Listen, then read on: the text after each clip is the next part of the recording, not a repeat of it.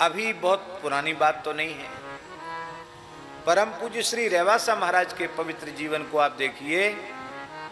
अभी जितने दिन से हम यहाँ हैं, सबकी वाणी से एक ही बात सुनने को मिल रही है कि वो मन वाणी क्रिया से सबके हितैषी थे। ना अपना स्वास्थ्य देखा, ना अपना शरीर देखा, और ना बहुत अधिक स्थान भी देखा कि इसका कोई बहुत हित हो जाए, पर उनके निकट आने वाले गरीब से गरीब व्यक्ति का उन्होंने हित देखा। यह है सर्वभूत हिते रता है, सर्वभूत हिते रता है, प्राणी मात्र का हित। मुक्ति क्या है और बंधन क्या है?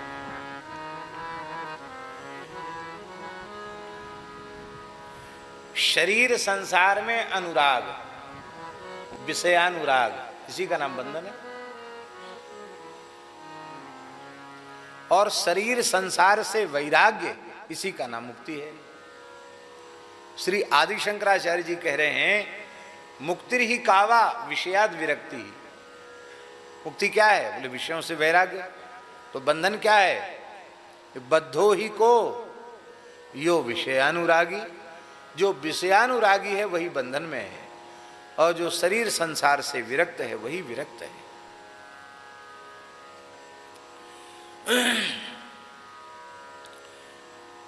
तो शरीर संसार के प्रति जिनका राग मिट चुका है, शरीर संसार से जिन्हें वैराग्य हो चुका है, ऐसे जो भगवान के भक्त हैं, संत हैं, सज्जन हैं, महापुरुष हैं, वैष्णव हैं, वो तो जीते जी मुक्त हैं।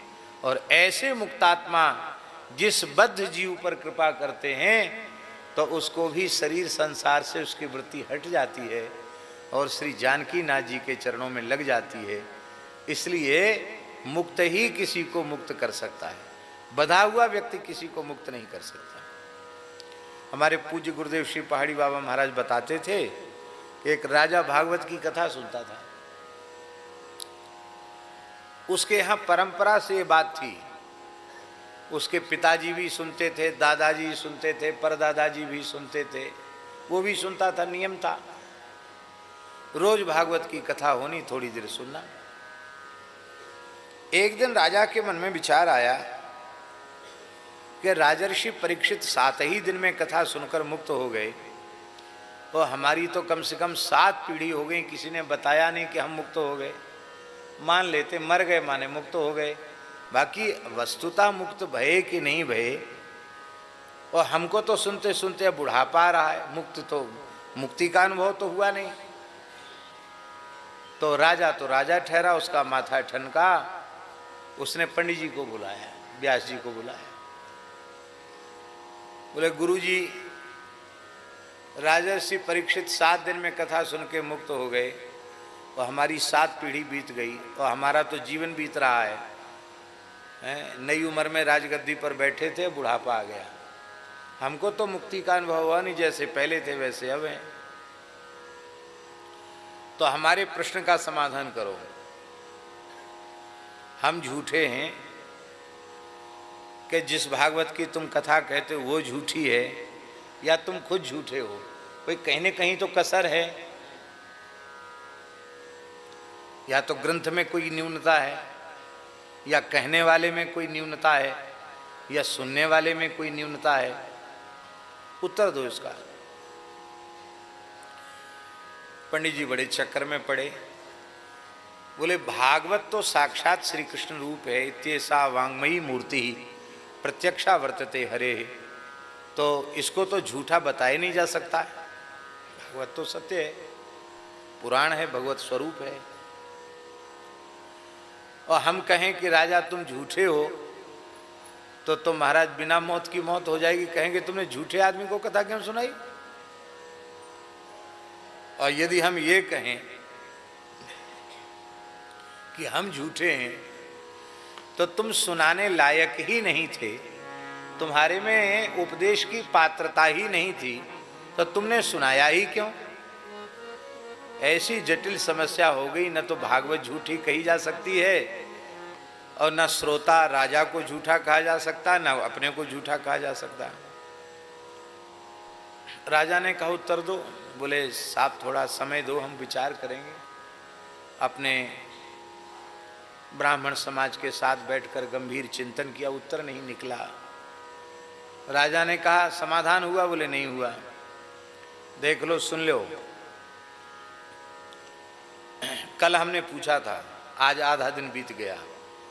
सूर्यास्त होने के पहले पहले उत्तर दे देना, और नहीं तो हमारे राज्य की सीमा छोड़कर सब ब्राह्मण निकल जाओ। हमको तुम लोगों से कोई प्रयोजन नहीं, निकल जाओ सब राज्य की सीमा छोड़ के। अरे तो बड़ा संकट आ गया, घर द्वार सब छोड़ के जाना पड़ेगा, कहाँ जाएंगे।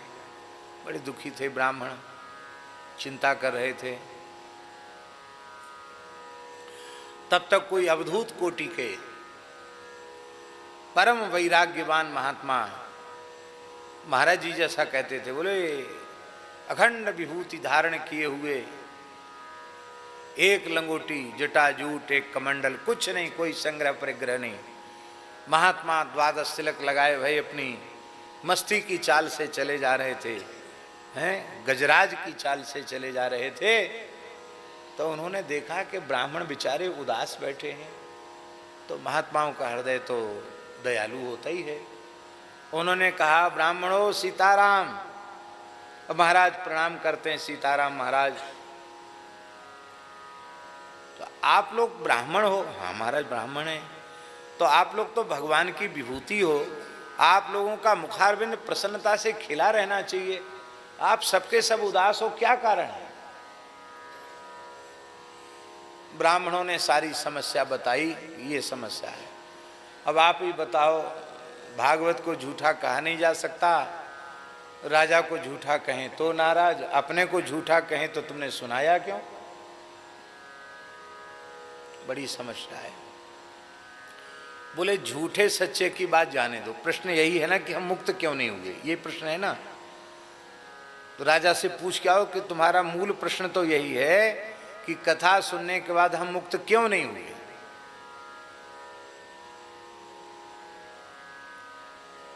इसका उत्तर एक महात्मा आए हैं, वो दे देंगे। तो पूछ के आते हैं, राजा से पूछा। राजा बोला हमें तो उत्तर चाहिए, आप दो चाहे आपके गुरुजी दें, उत्तर चाहिए हमको।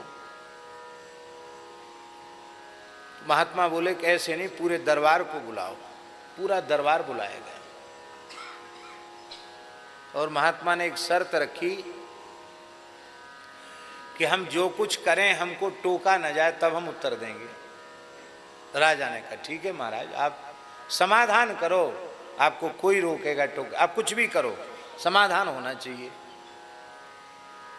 तो पहले तो महात्मा ने प्रश्न को बताया कि यही प्रश्न है। बोले हाँ यही प्रश्न है।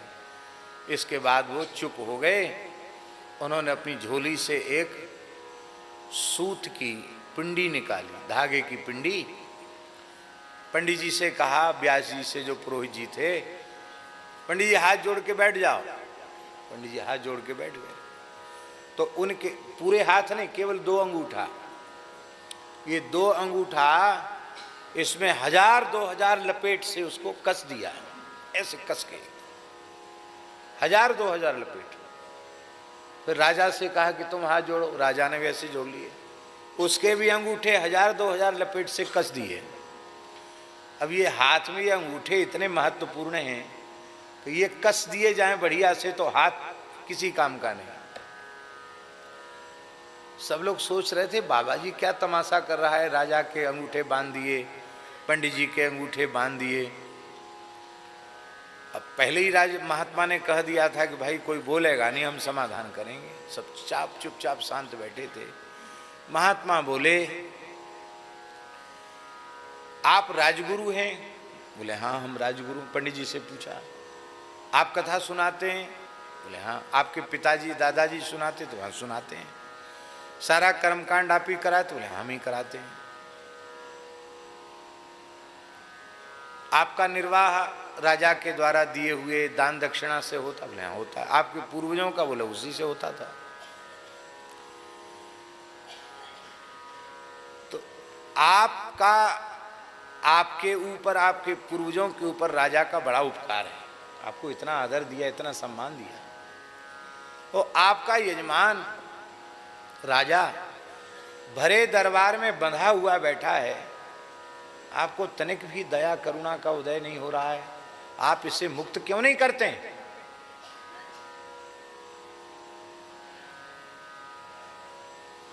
पंडित जी बोले हम कर तो देते इसको मुक्त, अपने यजमान को, लेकिन क्या करें महाराज, मेरे हाथ खुद ही बंधे हुए हैं, मैं कैसे मुक्त करूंगा?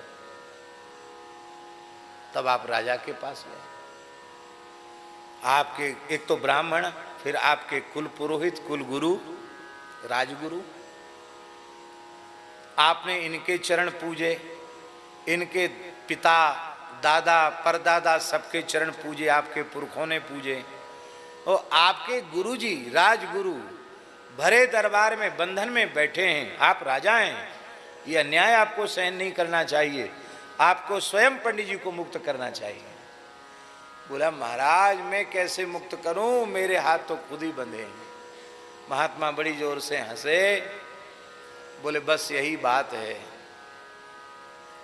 पंडित जी गृहस्थी के खूंटा से बंधे हुए हैं और तुम राज सिंहासन के खूंटे से बंधे हुए हो, तो बंधा हुआ बंधे हुए को कैसे मुक्त करे? मैं मुक्त हूं, मैं इनको भी मुक्त कर देता हूं, तुमको भी मुक्त कर देता हूं। तो महात्मा ने क्या किया, अपनी झोली में से प्रेम कटारी निकाली। प्रेम कटारी जानते ना, छुरी, छुरी को हमारे महात्मा लोग छुरी नहीं कहते, प्रेम कटारी कहते हैं। क्यों? उससे छुरी से तो हिंसा होती है, और ये तो तुलसी की माला बनाने के लिए या प्रभाती अमनियाँ करने के लिए या कोई ठाकुर जी की वस्तु सुधारने के लिए रखते हैं, इसलिए उसको चाकू छुरी नहीं बोलते हैं, उसको कहते हैं प्रेम कटारी। तो तुरंत महात्मा ने अपनी झोली से प्रेम कटारी निकाली, और कच्चा ही धागा तो था, तो अंगूठे के बीच वाला ऐसे ऐसे किया, फट से टूट गया, खत्म हो गया, दोनों को मुक्त कर दिया। ये छुरी क्या है? ये है ज्ञान की छुरी, विशुद्ध ज्ञान की जो छुरी है, उससे उन्होंने बंधन को काट दिया। फिर उन्होंने कहा कि देखो, परीक्षित इसलिए मुक्त हो गए कि कहने वाले सुखदेव जी सर्वतंत्र स्वतंत्र संपूर्ण आसक्ति के बंधनों से मुक्त थे, और राजर्षि परीक्षित ने भी राज सिंहासन को, परिवार को, संसार के व्यवहार को तृण के समान त्याग करके, अनशन व्रत लेकर के, और अब हमें भगवान श्री कृष्ण के चरणों की प्राप्ति करना है, ये संकल्प लेकर के उन्होंने कथा सुनी, तो वो मुक्त हो गए। पर न तुमने ये संकल्प लेकर कथा सुनी, न तुम्हारे पुरखों ने सुनी, और न सुखदेव जी के जैसे होकर इन्होंने सुनाई, तुम्हारे पंडित जी ने, और न इनके पुरखों ने सुनाई, इसलिए तुम दोनों बंधन में पड़े हुए। बोलो वृंदावन बिहारी।